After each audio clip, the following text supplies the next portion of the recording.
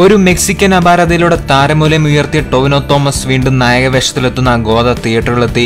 ബേസിൽ Joseph സംവിധാനം ചെയ്യുന്ന ചിത്രത്തിൽ രഞ്ജി പണിക്കർ, വാമിക ഗബ്ബി എന്നിവരും പ്രധാന വേഷത്തിലെത്തുന്നു. ഇനി സിനിമയുടെ റിവ്യൂയിലേക്ക്. ഗോദ വെറും 2 മണിക്കൂറിൽ ഒതുങ്ങിയ ഒരു പക്ക mass class family entertainer. Tovino പൊളിച്ചടുക്കി. വാരിക്കോരി സിനിമ ചെയ്യുമ്പോഴല്ല ജനപ്രിയനാകുന്നത്, സിനിമ ജനത്തിന് പ്രിയമാകുമ്പോഴാണ് ജനപ്രിയനാകുന്നത്. നിങ്ങൾ ജനത്തിന് പ്രിയപ്പെട്ടവനാണ്. വാമിക ഗബ്ബി ആദ്യ മലയാള സിനിമയിൽ തന്നെ മാസ് കാണിച്ച നായികയാണ്. കട്ടയ്ക്ക് നിൽക്കുന്ന നായിക.